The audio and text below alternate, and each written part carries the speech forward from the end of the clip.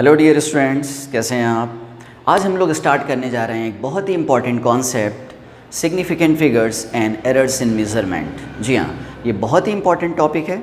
हर साल देखा गया है, चाहे वो जेई का एग्ज़ाम हो, चाहे वो नीट का एग्ज़ाम हो, हर साल बिना गैप दिए इस टॉपिक से रिलेटेड क्वेश्चंस आते ही आते हैं, एक दो क्वेश्चन।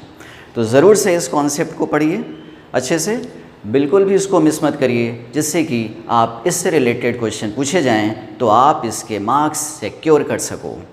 देखिए, ये क्वेश्चन देखने में ऐसे लगते हैं कि बहुत ही ऑब्वियस हैं, बहुत ही छोटे। जैसे कि आपसे पूछा जाएगा दो नंबर्स का समेशन, दो नंबर्स का प्रोडक्ट, या किसी नंबर को स्क्वायर करना, क्यूब करना, तो आप कहोगे अरे ये तो बहुत सिंपल क्वेश्चन है ना। आप इसको बहुत ही मेहनत से काम करोगे, सॉल्व करोगे, सम करोगे, सब्ट्रैक्ट करोगे, लेकिन जब आप आंसर देखेंगे तो आप सरप्राइज होंगे, अरे ये तो कुछ डिफरेंट चीज़ है ना।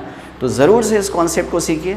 नहीं जानते अगर आप कॉन्सेप्ट, तो ज़रूर से आप क्वेश्चन गलत कराएंगे, है ना। तो कम टाइम देकर ही आप इस टॉपिक से रिलेटेड कॉन्सेप्ट सीख सकते हैं, चीज़ें सीख सकते हैं और मार्क्स सिक्योर कर सकते हैं। तो ज़रूर से इस टॉपिक को पढ़िए, एंड तक आप इस वीडियो को देखिए, जिससे कि आप अच्छे से इस कॉन्सेप्ट को सीख जाएं। ठीक है, तो रटिए नहीं, सीखिए। मैं आज आपको सिखाऊंगा कि किस तरह से इस टॉपिक से रिलेटेड जो इसके टर्म्स हैं, जो इसकी टेक्निकलिटीज़ हैं, उसको कैसे समझा जाए। प्रैक्टिकल वे में मैं आपको बताऊंगा कि किस तरह से आप इस टॉपिक से रिलेटेड कॉन्सेप्ट सीख सकते हैं। ठीक है, तो अच्छे से हम लोग इसको सीखते हैं, जिससे कि एक भी क्वेश्चन इस टॉपिक से रिलेटेड हमारा मिस ना हो। ठीक है, तो चलिए शुरू करते हैं। देखिए, तो सबसे पहले हम लोग स्टार्ट करते हैं सिग्निफिकेंट फिगर से related concept. But before going to start, हम लोग पहले ये सीख लेते हैं कि सिग्निफिकेंट फिगर्स का इम्पोर्टेंस क्या है, कहाँ से ये आया, क्या कॉन्सेप्ट है इसका, क्यों हमें ये पढ़ना पड़ रहा है, एक्सेट्रा, है ना। क्या बताता है सिग्निफिकेंट फिगर्स, कैसे कैलकुलेट करते हैं, इसको भी हम लोग बाद में देखेंगे। लेकिन एग्जैक्टली सिग्निफिकेंट फिगर हमें क्या मैसेज देते हैं, ये हमें देखना ज़रूरी है। क्यों हम इसको पढ़ते हैं, ये हमें देखना ज़रूरी है। ठीक है, देखिए, कुछ क्वांटिटीज़ ऐसी होती हैं कि अगर आप उनको मीज़र करते हो तो मीज़र आप किस लेवल तक कर रहे हो, कितने प्रेसिजन तक उसको, कितना प्रिसाइजली, कितना एक्यूरेटली आप उसको मीज़र कर रहे हो, ये बहुत इंपॉर्टेंट होता है।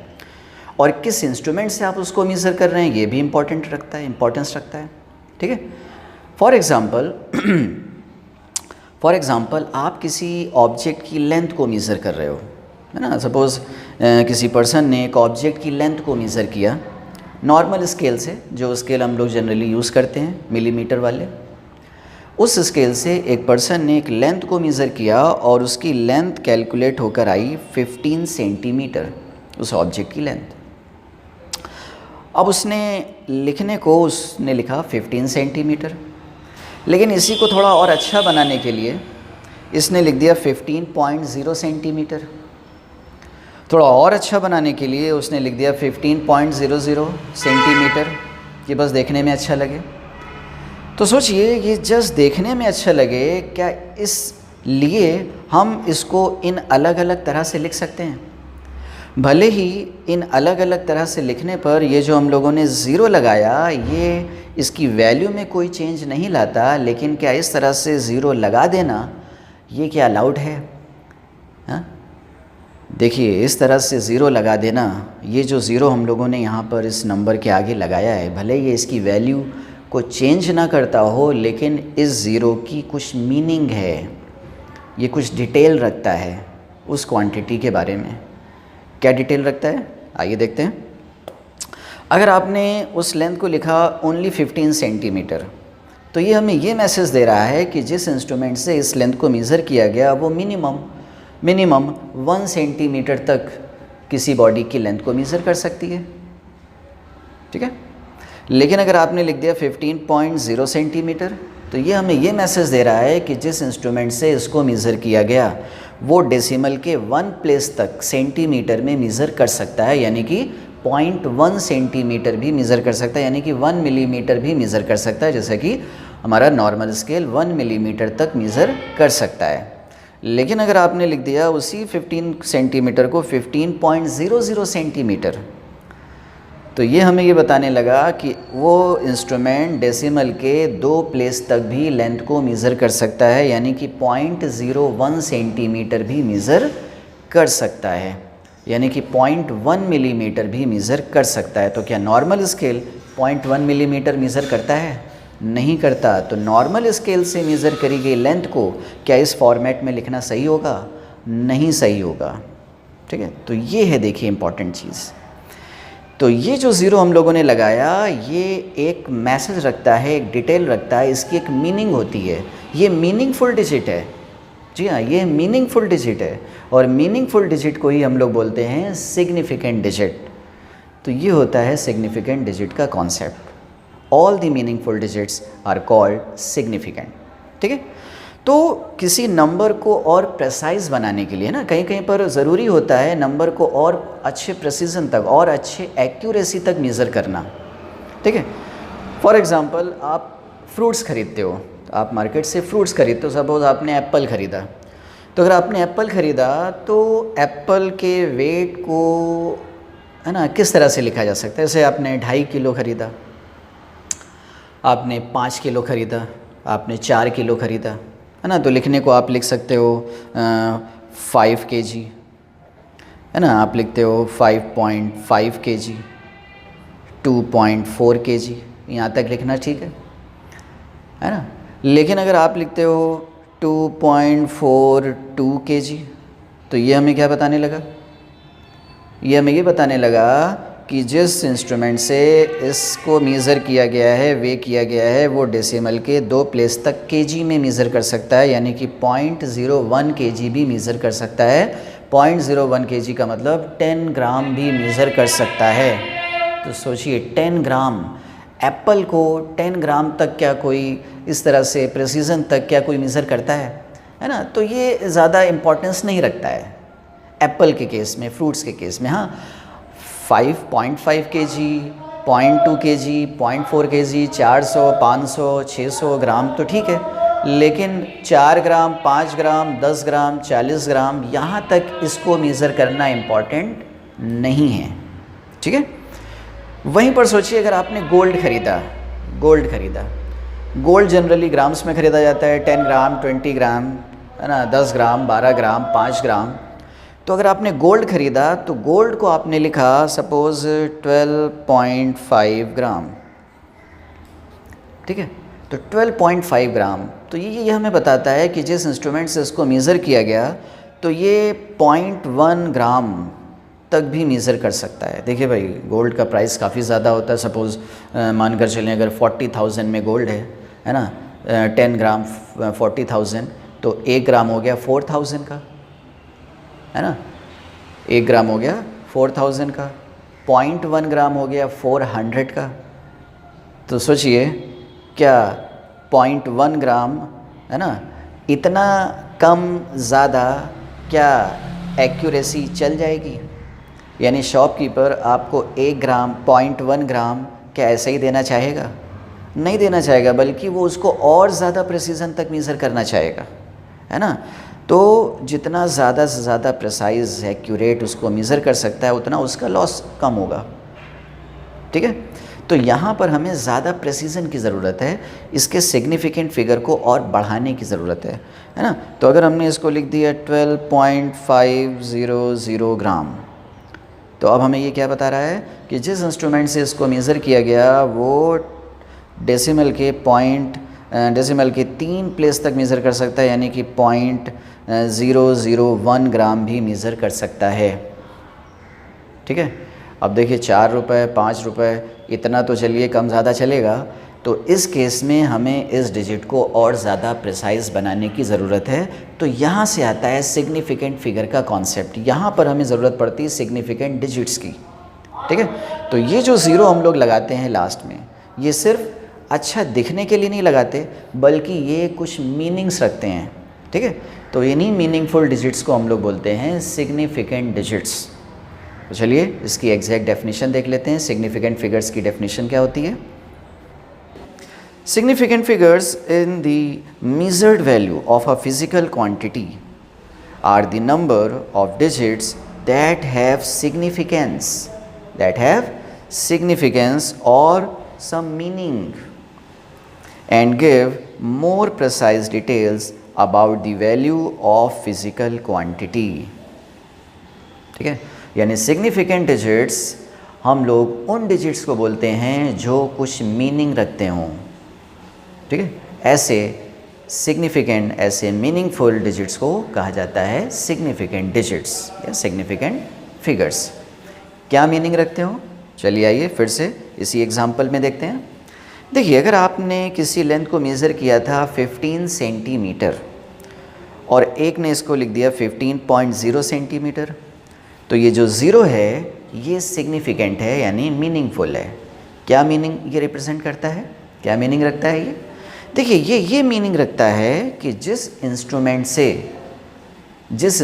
से इस लेंथ को मेज़र किया गया है वो इंस्ट्रूमेंट डेसिमल के 1 प्लेस तक उस ऑब्जेक्ट की लेंथ को मेज़र कर सकता है ना। तो अगर ये है 15.0 सेंटीमीटर यानी कि वो इंस्ट्रूमेंट 0.1 सेंटीमीटर भी मेज़र कर सकता होगा।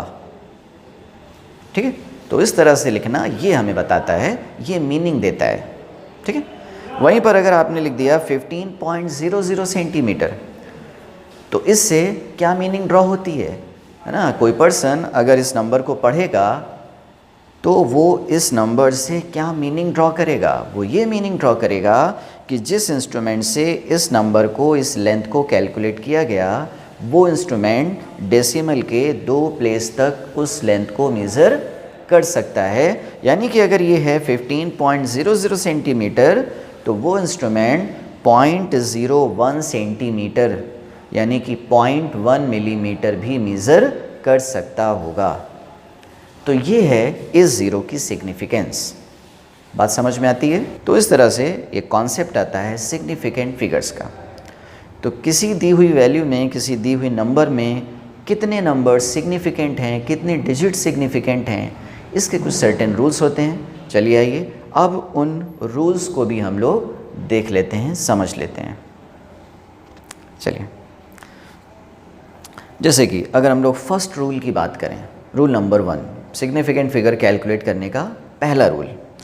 तो पहला रूल ये कहता है कि सारे नॉन ज़ीरो जो डिजिट्स हैं, सारे नॉन ज़ीरो डिजिट्स 1 to 9, किसी भी नंबर में जितने भी नॉन ज़ीरो डिजिट्स यूज़ करे गए हैं वो सारे non zero digits significant digits होंगे।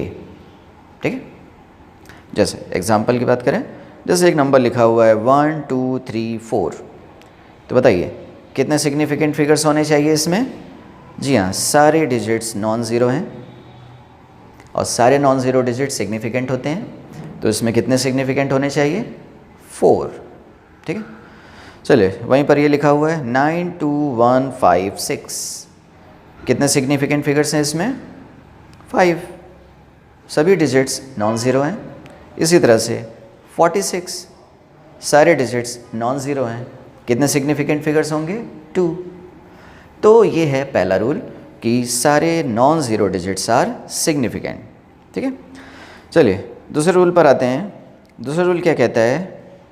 A zero become significant if it appear before 2 non zero digits. तो किसी 2 नॉन ज़ीरो डिजिट्स के बीच में आया हुआ ज़ीरो ये भी सिग्निफिकेंट यानी मीनिंगफुल माना जाएगा। ठीक है, जैसे कि 5.03, बताइए कितने होंगे इसमें सिग्निफिकेंट फिगर्स? देखिए 5 तो नॉन ज़ीरो है ही, इसके बाद में ये ज़ीरो आया और ये फिर नॉन ज़ीरो, तो 2 नॉन ज़ीरो के बीच में एक ज़ीरो है, तो इस ज़ीरो को भी हम लोग सिग्निफिकेंट मानेंगे। तो टोटल सिग्निफिकेंट डिजिट्स या नंबर्स कितने हो गए? 3। चलिए नेक्स्ट नंबर की बात करें, 5.604, फिर से एक ज़ीरो आया 2 नॉन ज़ीरो डिजिट्स के बीच में, तो इसमें भी कितने सिग्निफिकेंट फिगर्स होंगे? 1 2 3 4 सिग्निफिकेंट फिगर्स। नेक्स्ट एग्जांपल देखते हैं, 400.04। देखिए ये सब ज़ीरोस 2 नॉन ज़ीरो डिजिट्स के बीच में आए, तो 2 नॉन ज़ीरो डिजिट्स के बीच में जितने भी ज़ीरोज़ आएंगे वो सारे ज़ीरोज़ सिग्निफिकेंट यानी मीनिंगफुल माने जाएंगे।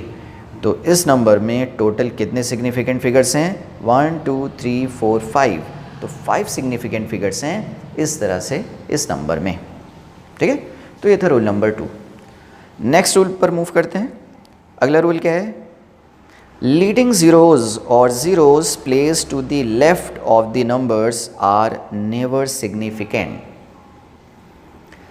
यानी कि अगर किसी नंबर की शुरुआत ही ज़ीरो से हो तो वो ज़ीरो मीनिंगफुल नहीं रहता, वो सिग्निफिकेंट नहीं रहता। कौन ज़ीरो? जिस नंबर की शुरुआत ही ज़ीरो से हो, ठीक है। जैसे एग्जांपल 0.543, बताइए कितने सिग्निफिकेंट फिगर होने चाहिए इसमें? काउंट करिए। देखिए इस नंबर की शुरुआत ही ज़ीरो से हुई है तो आप इस ज़ीरो को सिग्निफिकेंट नहीं लेंगे। तो टोटल इस नंबर में कितने सिग्निफिकेंट डिजिट्स हैं? 3। नेक्स्ट एग्जांपल 0.045, बताइए कितने सिग्निफिकेंट फिगर होने चाहिए इसमें? फिर से देखिए इस नंबर की शुरुआत ही ज़ीरो से हुई, एक ज़ीरो ये और दूसरा ज़ीरो डेसिमल के बाद वाला, उसके बाद नॉन ज़ीरो नंबर आने शुरू हुए। तो जितने भी ज़ीरोज़ शुरू में आए, ठीक है, तो वो कभी भी सिग्निफिकेंट नहीं होते हैं। तो इस नंबर में टोटल कितने सिग्निफिकेंट डिजिट्स हैं? 2। चलिए दूसरा देखते हैं एग्जांपल 0.00602, काउंट करके बताइए कितने सिग्निफिकेंट फिगर्स हैं इसमें? देख सकते हैं। देखिए ये ज़ीरो फिर ज़ीरो फिर ज़ीरो, ये सब कैसे ज़ीरो हैं? Leading zeros. तो leading zeros are never significant. हाँ, इसके बाद आया नॉन ज़ीरो 6, फिर आया ज़ीरो और फिर आया 2। तो ये जो मिड में ज़ीरो आया है ये सिग्निफिकेंट होगा अकॉर्डिंग टू रूल नंबर 2, ठीक है। तो ये बीच वाला ज़ीरो सिग्निफिकेंट होगा क्योंकि ये दो नॉन ज़ीरो डिजिट्स के बीच में हैं। लेकिन ये जो लीडिंग ज़ीरोज़ हैं जिससे इस नंबर की शुरुआत हो रही है वो ज़ीरो सिग्निफिकेंट नहीं होंगे। यानी कि इस नंबर में टोटल कितने सिग्निफिकेंट हैं? 1 2 3, यानी कि 3 सिग्निफिकेंट फिगर्स हैं इस नंबर में, ठीक है। वहीं पर देखिए एक और एग्जांपल 04205, क्या होने चाहिए सिग्निफिकेंट फिगर इसमें? ऑफ कोर्स 4, ये लीडिंग ज़ीरो और ये मिड में ज़ीरो, तो टोटल सिग्निफिकेंट फिगर्स हैं इसमें ओनली 4। तो ये था रूल नंबर 3। अब मूव करते हैं रूल नंबर 4 पर। देखिए रूल नंबर 4 क्या कहता है? रूल नंबर 4 ये है, ट्रेलिंग ज़ीरोज़ और the zeros place to the right of the numbers are significant if the number is written in decimal place. तो अगर एक नंबर डेसिमल प्लेस में लिखा हुआ है, फ्रैक्शन में लिखा हुआ है, तो जो नंबर्स ट्रेलिंग ज़ीरोज़ हैं यानी कि जो बाद में ज़ीरोज़ आ रहे हैं वो ज़ीरोज़ सिग्निफिकेंट माने जाएंगे। एंड में जो ज़ीरो आ गए किसी डेसिमल नंबर में, किसी फ्रैक्शन में लिखे हुए नंबर में एंड में अगर ज़ीरोज़ हैं तो वो सिग्निफिकेंट होते हैं, ठीक है। लेकिन and are not significant if the number is written without decimal और इन इंटीजर। तो अगर एक इंटीजर नंबर लिखा हुआ है और उसमें अगर एंड में ज़ीरो है तो वो ज़ीरो सिग्निफिकेंट काउंट नहीं होता है, वो कोई मीनिंग नहीं रखता है। बात समझ में आ रही है? तो इस तरह से ज़रा इस पर बेस्ड भी एग्जांपल देख लेते हैं। जैसे 4.330, बताइए कितने होने चाहिए इसमें सिग्निफिकेंट फिगर्स? देखिए 4 non zero, 3 non zero, 3 non zero और एक ज़ीरो, लेकिन ये ज़ीरो किस में है? एंड में है। और ये किस तरह का नंबर है? डेसिमल नंबर, फ्रैक्शन में लिखा है। तो क्या ये ज़ीरो सिग्निफिकेंट होगा? बिल्कुल होगा। तो टोटल सिग्निफिकेंट फिगर्स इसमें कितने हो गए? टोटल सिग्निफिकेंट फिगर हो गए 4, ठीक है। चलिए नेक्स्ट देखते हैं 43300। फिर से ये जो एंड वाला ज़ीरो है ये डेसिमल में है, डेसिमल नंबर है, इसमें एंड में ज़ीरो आ रहा है, तो ये ज़ीरो भी सिग्निफिकेंट में काउंट होगा। यानी टोटल सिग्निफिकेंट फिगर्स कितने हो गए? 5। नेक्स्ट देखते हैं कि एग्जांपल 43300। 43300, बताइए कितने सिग्निफिकेंट फिगर होने चाहिए इसमें? जी हाँ, ये डेसिमल में नहीं लिखा हुआ है तो परफेक्ट नंबर है, एक इंटीजर है ना। तो ऐसे में आपको रूल बताया कि ऐसे में अगर एंड में कोई ज़ीरो लिखा हो तो वो सिग्निफिकेंट डिजिट नहीं मानी जाती, ठीक है। यानी कि इसमें टोटल कितने सिग्निफिकेंट फिगर्स हैं? ओनली 3, 4, 3, 3, बस ये 3 सिग्निफिकेंट हैं, बाकी ये एंड वाले zero are not significant. Okay, चलिए नेक्स्ट एग्जांपल देख लेते हैं एक और। 0.006050, बताइए कितने सिग्निफिकेंट फिगर होने चाहिए इसमें? देखिए ये जो ज़ीरो हैं 0.00, ये तो लीडिंग ज़ीरोज़ हो गए, इन्हीं ज़ीरो से नंबर की शुरुआत हो रही है, तो ये सिग्निफिकेंट काउंट नहीं होंगे। चलिए इसके आगे देखते हैं। 6 नॉन ज़ीरो है, 0, 5, तो ये ज़ीरो 5 और 6 के बीच में है, तो ये ज़ीरो सिग्निफिकेंट में काउंट होगा। अच्छा 5 के बाद वाला ज़ीरो, क्या ये सिग्निफिकेंट में काउंट होगा? बिल्कुल काउंट होगा, क्योंकि ये जो होल नंबर है ये डेसिमल में लिखा हुआ है, और डेसिमल में लिखे हुए नंबर में अगर एंड में ज़ीरोज़ आते हैं तो वो ज़ीरोज़ सिग्निफिकेंट होते हैं। यानी कि इसमें टोटल कितने सिग्निफिकेंट फिगर्स हैं? 1, 2, 3, 4, तो 4 सिग्निफिकेंट फिगर्स हैं इस नंबर में। ओके, चलिए एक और देख लेते हैं एग्जांपल। 0290500, चेक करिए, बताइए कितने सिग्निफिकेंट फिगर्स होने चाहिए इसमें? देखिए फिर से ये ज़ीरो तो हो गया लीडिंग ज़ीरो, फिर है नॉन ज़ीरो, नॉन ज़ीरो, और ये ज़ीरो, फिर नॉन ज़ीरो के पहले आया, बीच में आया यानी कि, और ये 2 लास्ट के ज़ीरो, एंड के ज़ीरो। तो क्या एंड के ज़ीरो सिग्निफिकेंट होते हैं? याद करिए, होते भी हैं और नहीं भी होते। किस में होते हैं? डेसिमल में लिखे हुए नंबर में ज़ीरो एंड वाले सिग्निफिकेंट होते हैं, और इंटीजर में लिखे हुए नंबर में एंड वाले ज़ीरो सिग्निफिकेंट नहीं होते हैं, ठीक है। तो ये लीडिंग ज़ीरो और एंड वाले ज़ीरोज़, इनको सिग्निफिकेंट काउंट नहीं करेंगे। तो फिर सिग्निफिकेंट में कौन कौन काउंट होगा? 2905, यानी टोटल कितने सिग्निफिकेंट फिगर्स हो गए? 4, ठीक है। क्या आपको कैलकुलेट करना आ रहा है? सीख रहे हैं? चलिए अच्छी बात है। एक और लास्ट वाला रूल देख लेते हैं। देखिए लास्ट रूल क्या कहता है कि in exponential notation the numerical portion gives the number of significant figures and the exponential portion is called order of the magnitude. यानी कि सिर्फ जो न्यूमेरिकल पोर्शन है, एक्सपोनेंट में लिखे हुए नंबर का जो न्यूमेरिकल पोर्शन है, उसी से हम लोग सिग्निफिकेंट फिगर काउंट करेंगे। एक्सपोनेंट में लिखे हुए नंबर को सिग्निफिकेंट में इन्वॉल्व नहीं करेंगे, वो जैसा लिखा है उसको वैसा ही लिखा रहने देंगे, ना कि उसको सिंप्लीफाई करेंगे। तो बिना सिंप्लीफाई किए जिस भी फॉर्मेट में वो दे रखा है, उसी फॉर्मेट में जो न्यूमेरिकल वैल्यू है उसी में आप रूल्स को अप्लाई करके सिग्निफिकेंट फिगर कैलकुलेट करिए, और एक्सपोनेंशियल वाला जो टर्म है उसको एज इट इज़ बना रहने दीजिए। उस नंबर को, उस एक्सपोनेंट को हम लोग बोलते हैं ऑर्डर ऑफ द मैग्नीट्यूड, और जो न्यूमेरिकल पोर्शन है उससे हम लोग कैलकुलेट करेंगे उसके सिग्निफिकेंट फिगर्स। जैसे देखिए एक नंबर लिखा हुआ है 1.32 इंटू 10⁻⁻²। बताइए कितने सिग्निफिकेंट फिगर्स होने चाहिए इसमें? जी हाँ, ये है इसका न्यूमेरिकल पोर्शन और ये है इसका एक्सपोनेंशियल पोर्शन। तो न्यूमेरिकल पोर्शन से ही हम लोग सिग्निफिकेंट फिगर काउंट करेंगे। तो बताइए न्यूमेरिकल पोर्शन में रूल्स को अप्लाई करिए, 1 2 3 4 रूल्स। तो उन रूल्स को अगर अप्लाई किया जाए तो इस न्यूमेरिकल पोर्शन में टोटल सिग्निफिकेंट नंबर्स हैं 3, यानी कि इस दिए हुए नंबर में सिग्निफिकेंट फिगर्स होंगे 3। ओके, चलिए एक और एग्जांपल देख लेते हैं। 0.01320 इंटू 10⁻⁴। देखिए अब इस नंबर को ऐसा मत करिए कि पहले आप इसको सॉल्व करिए, 10 की पावर को आप सिंप्लीफाई करिए, इसको 10,000 से मल्टीप्लाई करिए और उसको फिर उसके बाद में सिग्निफिकेंट फिगर काउंट करिए। ऐसा नहीं करते। फिर क्या करते हैं, जिस भी फॉर्मेट में ये नंबर दे रखा है, इसका जो न्यूमेरिकल पोर्शन है आप सिर्फ उसी से सिग्निफिकेंट फिगर उसमें कैलकुलेट करने की कोशिश करिए, और जो एक्सपोनेंशियल वाला पोर्शन है उसको एज इट इज़ रहने दीजिए। ठीक है, तो अगर इसमें देखा जाए तो टोटल सिग्निफिकेंट फिगर्स कितने हो गए? देखिए 2 लीडिंग ज़ीरोज़ हैं, एक मिड में ज़ीरो आया, तो लीडिंग ज़ीरोज़ सिग्निफिकेंट में काउंट नहीं होगा, मिड वाला ज़ीरो सिग्निफिकेंट में काउंट होगा।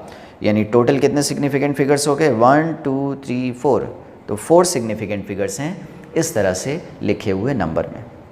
तो ये कुछ सर्टेन रूल्स हैं, इन रूल्स को आप अप्लाई करके आप किसी भी नंबर के सिग्निफिकेंट फिगर्स काउंट कर सकते हो। ठीक है, तो इस लेक्चर में हम लोगों ने सीखा सिग्निफिकेंट फिगर्स से रिलेटेड कॉन्सेप्ट्स, क्या होते हैं सिग्निफिकेंट फिगर्स, कैसे इनको कैलकुलेट किए जाते हैं। ठीक है, कुछ एग्जांपल्स हम लोगों ने देखे, इनके रूल्स हम लोगों ने देखे, तो आपको सिग्निफिकेंट फिगर्स से रिलेटेड कॉन्सेप्ट समझ में आया होगा। इसके नेक्स्ट लेक्चर में हम लोग सीखेंगे एरर्स से रिलेटेड कॉन्सेप्ट, क्या होती हैं एरर्स, कितने टाइप्स की होती हैं एरर्स, कैसे हम लोग एरर कैलकुलेट करते हैं, क्या होती हैं अरिथमेटिक ऑपरेशंस एरर कैलकुलेट करने के लिए।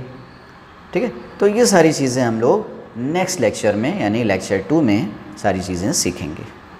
ओके।